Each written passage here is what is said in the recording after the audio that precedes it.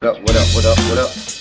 It's me, L Teddy 27. Good as night, right about the hood. Oh, dear God, I'm already eating a drink. Look at a damn mess, just a damn mess. No means no, and yes means no.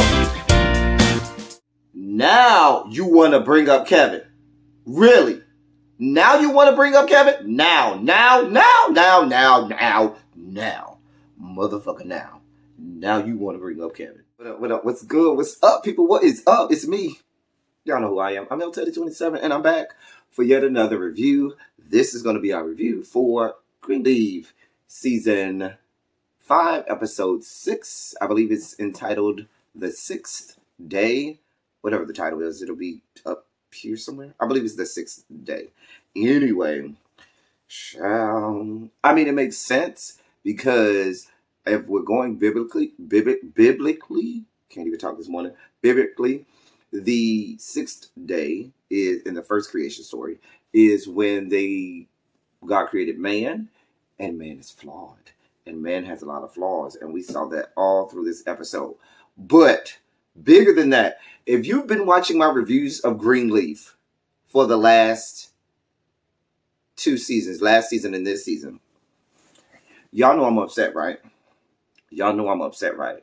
You know exactly why I'm upset if you've been watching my reviews. We will get there. We will get there. Because they're playing in our faces. They're playing in our faces. But that's okay. We'll get there. Don't worry. Let's get right down to it. Piss me off this morning. We start off with the bishop on the phone with some FBI agent. Now, this is the same FBI agent that did all of the investigations for Jacob when Jacob had the church. What was the church? I don't remember the church, but anyway, the church that he took over from Basie, and remember Jacob got, ceremoniously ousted out of there because of some embezzlement scheme that Tasha had him, hemmed up with and signing the papers for and all kind of stuff with Rochelle and everything. Well, Bishop is on the phone with this FBI guy trying to find out why the hell she's gallivanting all around the city of Memphis, all up and down the streets like she's Lady Godiva on a damn naked on a goddamn horse. Anyway, they tell him, listen, she's not a person of interest in this case anymore. We don't have anything to do with her, so she's free to do whatever she wants. Meanwhile, May and Grace are there in the kitchen with him, and May is trying to get him to go to this physical, and he ain't going. He ain't trying to hear it. Grace is sitting there and so forth. So May is just like, listen, you got a physical in 20 minutes. You're going to be late and so forth. He tells her, I'm not going to no physical. Hey, boo, we have bigger fish to fry. Bigger fish to fry. And I'm not going to no physical. As a matter of fact, I'm about to go down here to this good club because we got inspectors that's about to be there. And these inspectors need to make sure that we're good to go with the church. Y'all over here living in the past. I'm trying to move forward to the future. And so he tells her, yeah, I'm not going. I won't be going to no physical. I got way too many other things to do. While this is all going on, Grace gets called from Darius. Darius tell her, listen, I got some information. All my information got stolen. She was like, why are you on this new number? He was like, listen, I'm on this new number because while I was in Vegas, baby, they done stole my phone, and somebody came in my room and stole my phone and stole my laptop. Also, I forgot to mention that May said that she was getting ready to meet with Tara. And Tara wanted to talk with her about everything. And, because Rochelle ended up at her church and she wanted to explain herself and so forth. And Bishop ain't buying it. Bishop was like, I bet she do want to explain it. Now that Rochelle done rolled up in there. So I was with the Bishop on that. But anyway, back to Grace and Darius. Darius says somebody broke into my hotel room. They stole my laptop. They stole my phone. So I had to get a new phone. I'm calling you from a new phone. Grace is like, what? So he asks Grace, do you still have the emails that I sent you with the escrow files or something like that? Grace says yes. Grace goes upstairs. She goes to her computer. And she goes to her email, and then all of a sudden, while she's looking at it, literally while she is looking at this good email, they start to be deleted. Now, correct me if I'm wrong. Now, this part was a bit far-fetched, and I know the magical world of television allows we make a lot of exceptions. But first of all, if you call me right now today and tell me, oh, can you check your phone, check your email to see if you got such and such file? I'm not going all the way upstairs to my computer. I'm going to say, hold on just one moment. And while you're on the phone with me, I'm going to pull up my email because that's how this works in 2020. The other thing is, can y'all let me know what email account y'all have where anytime a login is made from a different IP address, a different device, a different computer, you don't get the alert? Because anytime I've logged in from another device or something like that, I immediately get an email saying, hey, boo, is this you? Because I noticed that you logged in from another device and we just want to clear it up to make sure it's you. Even when you do log in with that other device, it always makes you go through that. It'll send you a little alert. It says, no, you need to send a message to your phone. You need to. So if somebody was logged into your email, it just seems a bit far. I mean, Bob Whitmore's reach may be far and wide, but is he down there too? The Google's controlling them and allowing them to possibly get themselves in all kinds of trouble about these emails from Grace. I'm just saying. I mean, Google, Yahoo, whatever, Microsoft, whatever platform that you have. Even, I'm just saying. I mean, there's a lot of hacking that goes on in the world. Yes, that is true. And maybe this is it. But y'all need to do some explanation and tell us how, this was some next level type hacking that was going on. Explain it. Clean it up.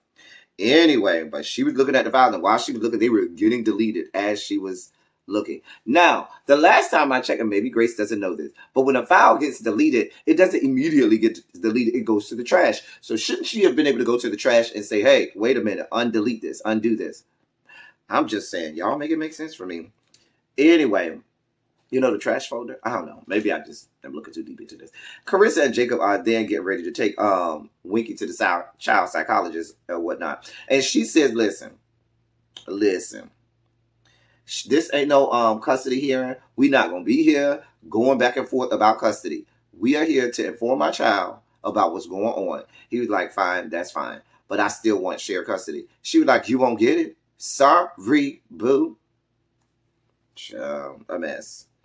Phil's father then shows up at the Greenleaf Estates, honey. Phil's dad comes in there and, Charity is showing him around. And Grace comes up and says, I'm so glad you came. Are you willing to talk? And he was like, I'll talk, but it's not going to be on the record. It'll be off the record. So they end up going over to Darius's house.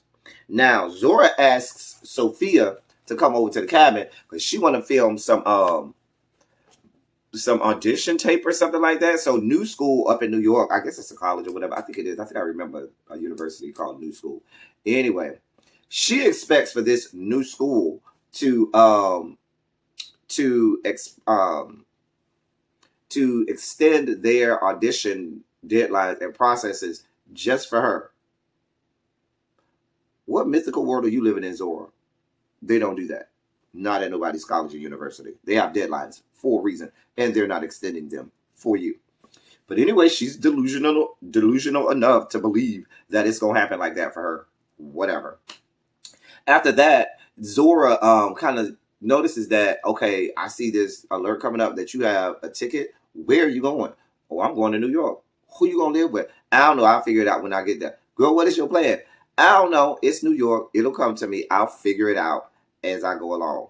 And so Sophia is kind of in her mind like, girl, you for real? And she was like, you sure this don't have nothing to do with the divorce or whatnot? And we know it does because she keeps alluding to it. She keeps saying, New York, I don't have to worry about people getting divorced in New York and so forth. And she's still dealing or whatever. She's young, she's dealing, but Sophia is concerned, Okay, so then Phil's father goes over to Darius's house with Grace and Charity, and they talk about all of this stuff that was going on. Apparently, Edenville Lending was this predatory lending business where what they would do is they would prey on black families, and they would have the black family, because I noticed they use the word poor, but the thing about it is not a lot of poor people own homes. I'm just saying. I'm not saying none of them do, but if that's your tactic, I don't know. But anyway, I'm just going to say black people. And so they talked about it was predatory lending, and they would, do things like refinance the home, and then it would have a balloon mortgage or whatever. And then when they couldn't afford it, they would take the homes and take the rights of the homes from them. And now the black people don't own homes anymore. And he was preying on black people. And so what he would do is he would use Phil's mom as the person that will go in and make it seem like, oh, this is a black company, they're here to help other black people, and we're here to help you make money. So Phil's mom was the guise by which Moore was able to get all of these black people, to go with him, similar to how Phil is being used that way. So Phil's mom was being used by Bob Whitmore to gather black people, and now Phil is being used by Bob Whitmore to gather black people. But so Phil's dad tells them all about this. Phil's dad doesn't want to go on the record. Eventually, after some, coercing, Charity is able to convince Phil's dad, hey, when you go on the record for it, and he kind of eventually acquiesces and coalesces with them and says, you know what, yeah, I'll do it. No problem. I'll do it. It's not a problem. And so forth.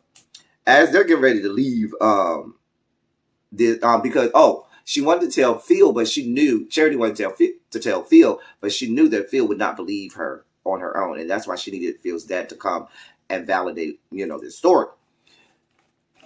So then, as they're leaving, Grace and Darius talking, she talks to him a little bit about, hey, I'm about to go to the doctor, because Noah finally got AJ to agree to go to the doctor about, his illness and whatnot.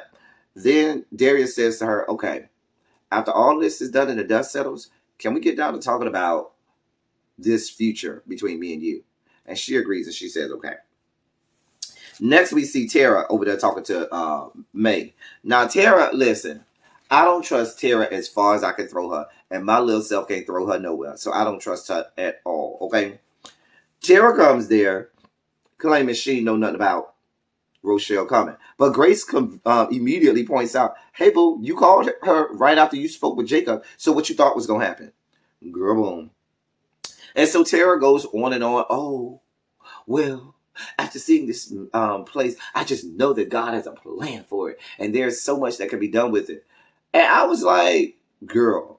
So then she tells May, but if you're going to, if that's going to be a problem, or if there's going to be resistance, then maybe that's not in the plans for God, and maybe I should just let it go. And May was like, Rochelle ain't going to let you let that go like that. And so Tara was like, yeah, she probably ain't going to let me let that go like that, honey. And so after that, after that whole thing, Tara and May, they continue to talk, and it just moves on from there. And you get the feeling that Tara was able to still talk to May in a manner that made May feel like she should be giving this house to Tara. A mess. She's just manipulating May, because at this point, May got so much going on. May got so many skeletons in her closet, and May got so many things that she's done in the past. I get the feeling she feels like this is her way to make amends for all of the bad things that she's done. Because remember, May is the one who castigates everyone for any and every misdeed that they've done, big or small. A mess. Sophia then goes and talks to Jacob and Carissa about Zora and how she's concerned, and how Zora's getting ready to escape to New York the next day. Bishop then meets with the inspector. The inspector said, listen, y'all can't open up the church until y'all get all of these code violations and all of these things up to code.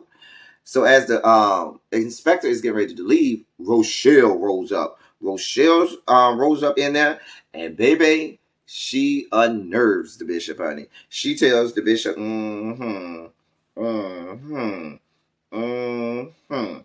Child, she goes on and on and on about how obviously he must have killed her father, because why else would God be allowing all of these horrible things to happen to the bishop, and God would let all of these great things happen to her?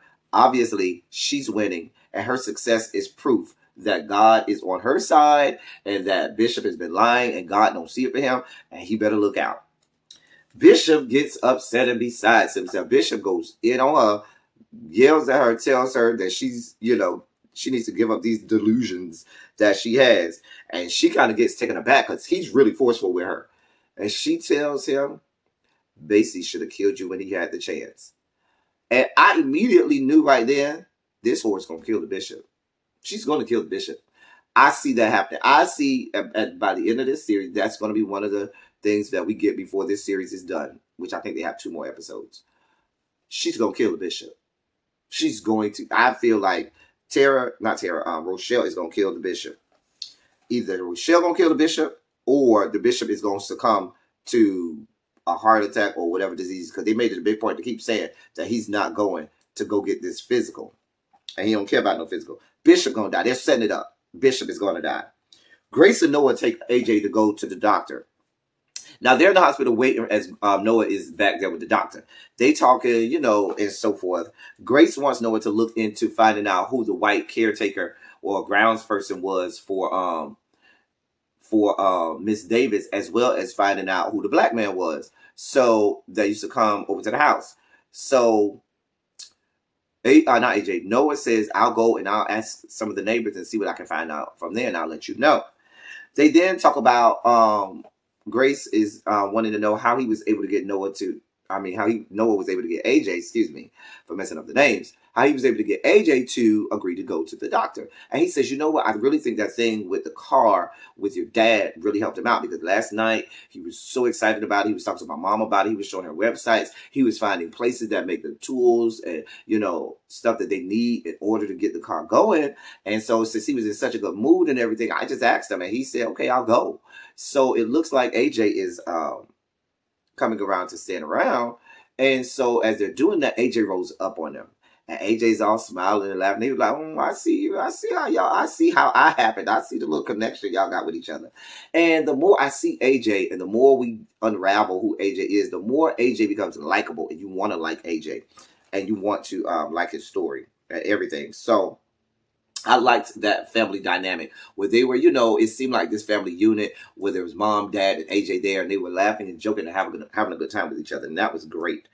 Then AJ mentioned that, they said that the pharmacy has it, and, but I don't have insurance. And as Grace is about to say, don't worry, I'll take care of it. Noah's like, don't worry, just wait for us at the elevator. We'll be there in just a second. He's like, okay, I see you. Anyway, the next thing that Noah tells Grace is, Noah says, listen, I found a spot, a place to stay for me and Noah. And it's a nice spot and so forth and so on. If anything should happen with, your parents' home and the Greenleaf estates, you can go ahead and stay with us. You always have a place to stay. It'll be platonically, of course, but you always have a place to stay. Now, I feel like, and I wrote this down even before we got to the end of this episode, I wrote it down. I felt like that was going to be what's going to end up happening with Grace, that they're going to end up giving this house. Some way the house is not going to be the Greenleafs anymore. And I can see Grace ending up having to stay with Noah and AJ and them being this family unit. I had already written that down. Because I feel like during this episode, they kept giving us pieces, or they kept setting up what was going to happen to different individuals during this episode. So I think that's what's going to end up happening to Grace. Jacob and Carissa go to talk to Zora about everything and about her escaping and so forth. So then they come up with this plan. Zora's going to end up, they get Zora to say, give us a few days, let us set everything up so you ain't freaking homeless. So she has a cousin in Hoboken, which I think is in New Jersey, if I'm not mistaken. And they're going to, set it up where she can stay with the cousin, but they need a few days to work everything out. And she acquiesces and she says, yeah, okay, I'll agree to that. So then I felt like, okay, this is the setup for Zora, where Zora is going to end up in the New York, New Jersey area. So like I said, I saw all of these things where they're kind of trying to set up, or maybe they're throwing us off, but I felt like they were setting up a lot of stuff for the end of the series. Bishop and May talk. Now this talk between Bishop and May was real volatile, okay? Real volatile. So May still seems that like I told y'all, she still seems like she still wants to give this house to Tara, and Bishop will have no parts of it, especially after he just got through talking with Rochelle, and Rochelle, made him get all in his feelings and emotions. So then they start to go back and forth, because May starts to bring up Daryl James and what happened to Daryl James, and why would this lady that we ain't know and you ain't know all of a sudden just give us her house and write us in the will after Matt told us to go talk to her. And so May is poking holes in everything and coming up with comfortable reasons why maybe they should give up the house. Bishop is not trying to hear no parts of it, okay?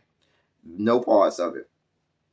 Jacob comes in and interrupts them as they're arguing, and May is like, I'm glad you came in for your daddy's sake. And he says, well, Carissa and Winky are about to leave. She's moving to her mom's house. I would like for everybody to be there to say goodbye.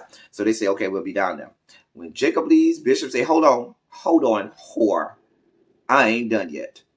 And he goes in and lets her know, you over here trying to tell my son how to live his life. Because when he said, because Jacob said something about so we can have a sense of normalcy, and she tells him, well, if you would marry someone you loved instead of doing what you do, you wouldn't have to worry about normalcy. And when Jacob leaves, Bishop goes in and lets have it. Says, I love how you pious and everything around everybody. Everything I've ever done, you flaunt and tell the city of Memphis. It's on a freaking billboard. Yet, you've been over here living a whole lot for 40 years, keeping it a secret from everyone. But I got to have all my sins on display. And then you over here trying to tell my son about how horrible he is and how he needs to live his life. And you ain't lived your life the best. Wrapped her right on up, honey. I was here for Bishop. I was here for it, honey. And May was sitting there looking, and I knew she about to tell it. Back down to Harmony and Hope. Phil is in the office going over the files that Corinne used to keep. And Judy, not Phil and Corinne, Phil and Judy.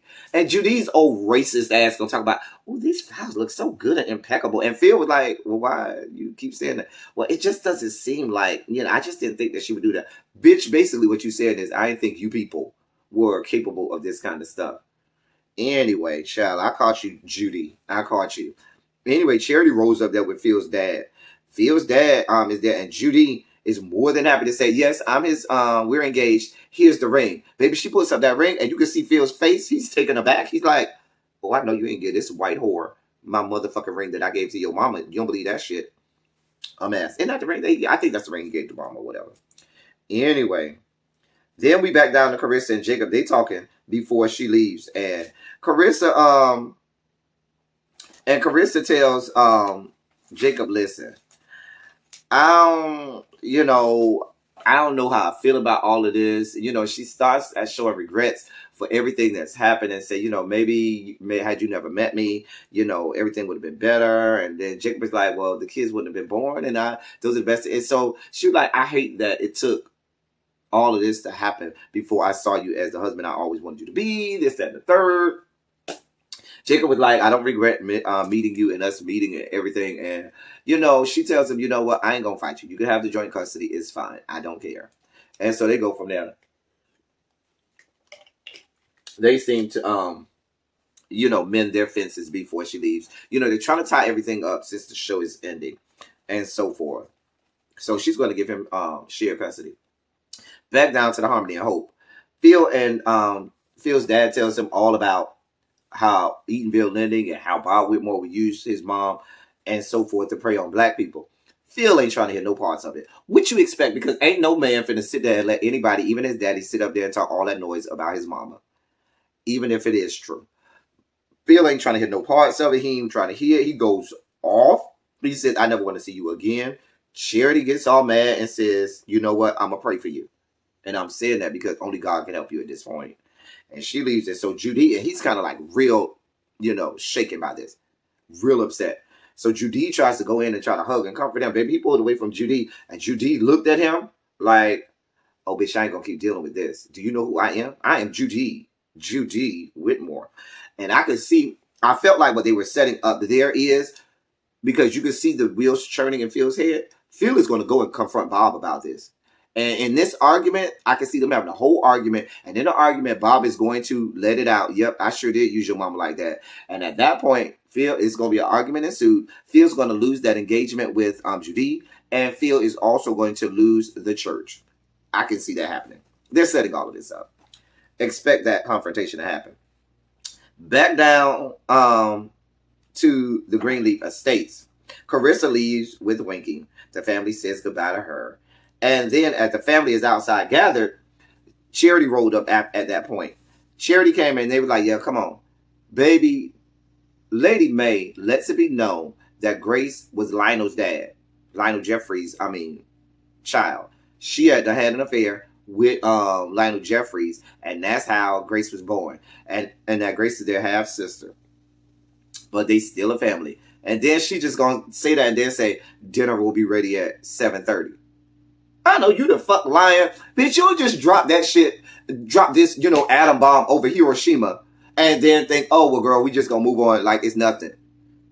Girl, after I would have went in and let have, baby. So next thing we saw the three kids after the dinner. They said that dinner was so quiet, it was nothing to be said. Baby, it would have been a lot to be said had it been me. I'm just saying. But then, I guess. We still getting to the part where I need to go in and let have. So, the three kids are talking. So they talk all about how, after all these years, May done been making everybody in the family feel bad about all of their evil transgressions and sins, but she been holding this secret all this time. And how, oh, that makes sense. That makes sense. And Charity makes this analogy of it being like them being a part of this plane crash and their parents were the pilots. And all. It was a poorly made analogy, but it was an analogy nonetheless. Anyway, then they laugh about how that explains why you so damn high yellow, Grace. And Grace was like, but Faith was light-skinned too. They were like, honey, not your kind of light-skinned, because mama light-skinned, but she ain't your kind of light-skinned. And neither was Faith. And I was like, but Lionel wasn't light-skinned like that either. So explain that. But that's a whole nother story. Grace got the kind of light-skinned that makes it look like she had a white daddy, not a light-skinned daddy. But that's a whole nother argument for a whole nother day, honey. You got more secrets in there, May? May. You got more secrets. So then, let's get down to it. Why the hell I'm upset? So then, Charity go ask Grace, does Aaron know? Yes. Does Kevin know? Yes. Now hold the fuck on. For a whole season and a half now, I've been asking, where's Kevin? Now y'all want to ask and bring up Kevin? Now you want to bring up Kevin. Really? Now you want to bring up Kevin? Now. Motherfucker now. Now you want to bring up Kevin. Now you want to bring up Kevin. Really? Now you want to bring up Kevin? Now. Motherfucker now. Now you want to bring up Kevin. Now you want to bring up Kevin. Really? Now you want to bring up Kevin? Now.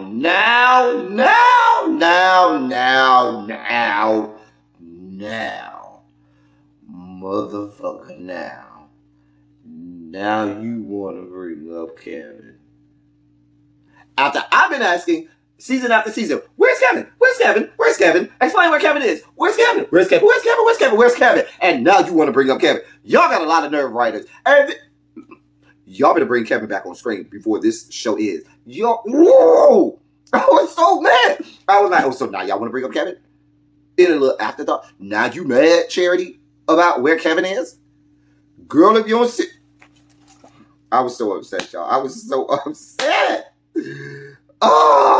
She was more upset about Kevin knowing before her than I... Moving on, because I see myself getting upset.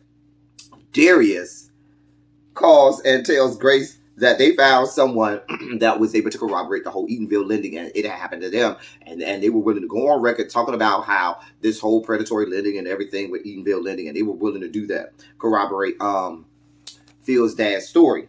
Grace says, I'll be right over. He was like, can you come over so we can talk about it? Grace says, I'll be right over there.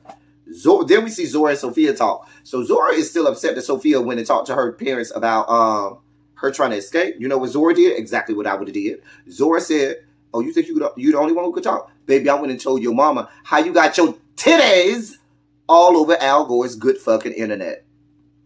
I sure did. Went and told her, and how you talk about you don't want to go back to Hampton because of these titties all over Al Gore's good internet. And so Sophia was like, really, bitch? Yes, bitch, really.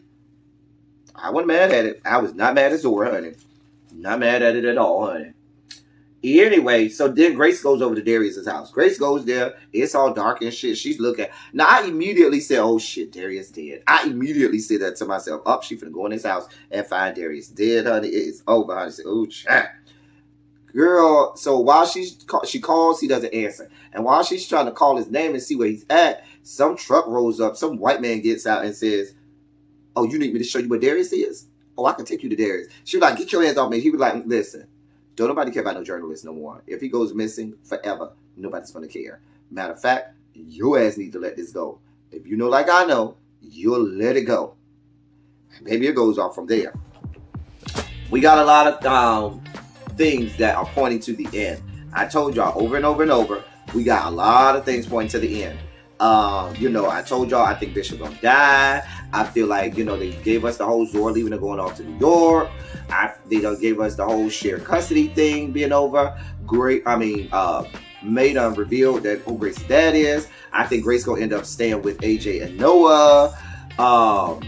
Phil's gonna end up confronting Bob all about his mom, and he's gonna learn the truth. He's gonna lose the church and his engagement to Judy.